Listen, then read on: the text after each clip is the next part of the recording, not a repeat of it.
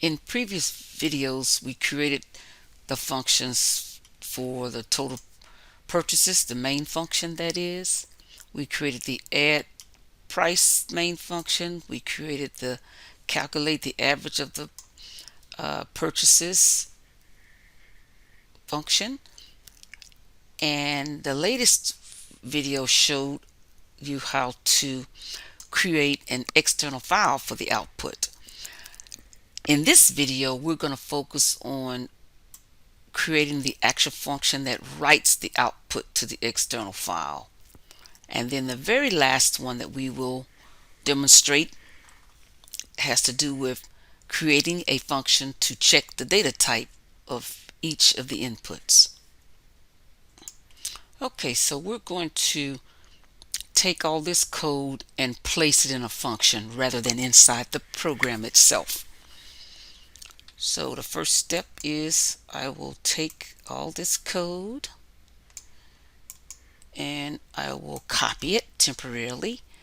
Then I'm going to go to the top of my program and type DEF write purchase results, and temporarily I'll just add my open close parentheses with the colon. Now, before you go any further or take any other steps, let's write a comment function to write the purchase results.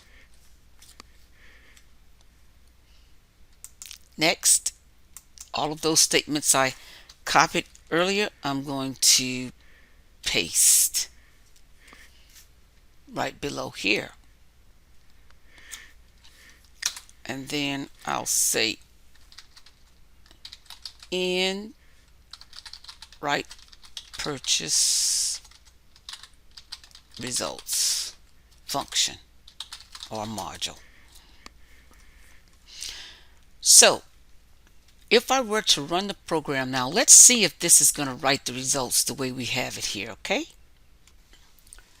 Okay, now that we have copied the statements to be written in the function itself, let's go down here and remove all of these statements. And the next step would be to call the function that is used to write the purchase results. So we're going to say call function to write purchase results.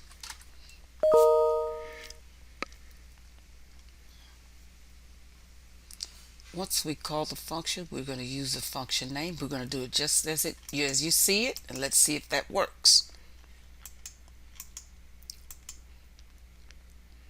So let's try to run the program now that we have defined the function to write the purchase results, and now we wish to call the function. Let's see if it works.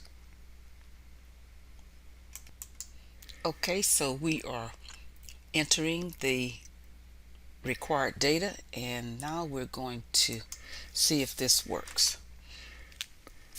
Okay, so the way we entered this, the computer gave us a litany of error messages.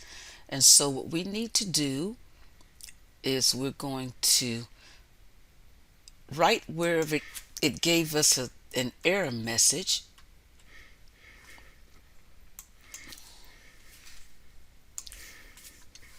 here is where it gave an error message. It said name error, W file not found. Now here's what you can do.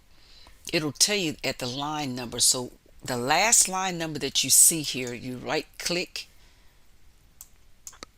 where the line number is, and actually I'm going to just move this back so you can see it. Line number, at line number 32, it gives us an error message. So we're going to right click and say go to file line.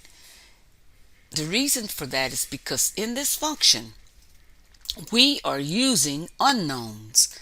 W file is an unknown, price 1 through 5 is an unknown. So this function, these were objects and identifiers that were defined in other parts of the program, and the computer does not know what they are. Remember, we said that each function is its own little unit. So what we've got to do is we can, limit the number of variable names. In other words, we can make our variable names a little bit shorter, and that's what I'm going to do because we're going to have to reference them.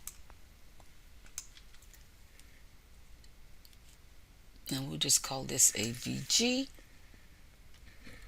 and we can keep the W file for writing to that file.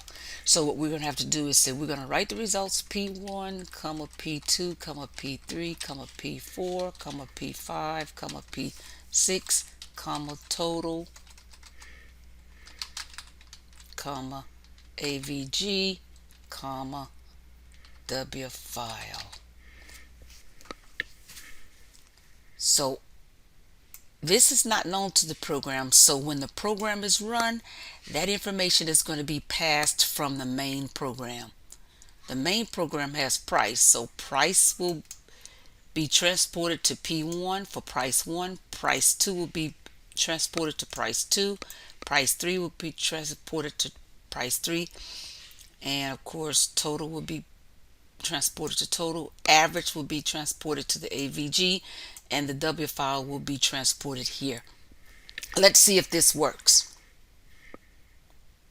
So after we put our data here, we're going to give it a name, and we can use a previous name that we had before. Last name, first name, total purchase,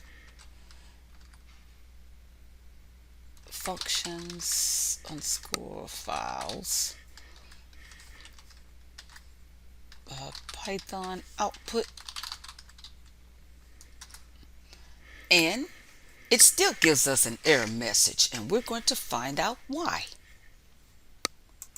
The reason for the error message is because in the function we used the function name, which was okay, but we end up with 1, 2, 3, 4, 5, 6, 7, 8, 9 different what they call formal parameters. But when we get ready to call the function, we have no parameters.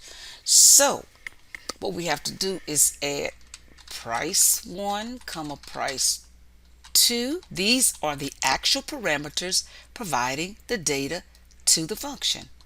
Price 3, price 4, price 5, price 6, total, average, and W file. Once we enter this, we're going to run the program once more. Okay, so we enter the data, we ran the program, press enter, and for the sake of time, I'll just copy the same name that we used before,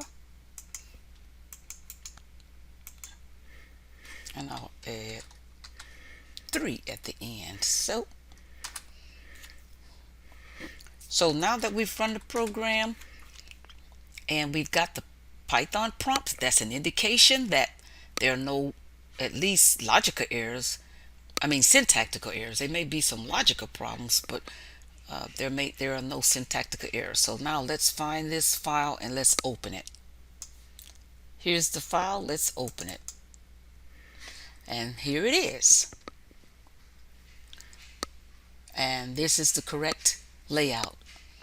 I added large numbers because I wanted you to see that I used 13 comma 0.2, and there we have probably used up all these spaces, all those positions. 1, 2, 3, 4, 5, 6, 7, 8, 9, 10, 11, 12, and actually 13 was used in this one. So there are 13 positions. That includes the floating commas, the decimal point, and the 2 places to the right of the decimal. 1, 2, 3, 4, 5, 6, 7, 8, 9, 10, 11, 12, 13. So let's quickly review or pass through our code, our Python code, to show the different customized functions. We have add prices, calculate average, create output file, and write the purchase results. Now, could we have used the same names that were used in the source code or the main module? Yes. Price 1, price 2, 3, 4, and 5 could have been used there too, but you can't abbreviate this when it comes to functions because all it contains are these formal parameters or placeholders to hold the data that we're going to be using and that will be passed from the calling program. Here's our main function. Then we call the function to total the prices, average them, create an external file so that results can be written, and then the actual function that writes the file, the information to the file or the data to a file. The last step would be to call the main function. If you have further questions, please do not hesitate to review the videos as often as necessary, read the textbook, and by all means get help from your professor or the tutor.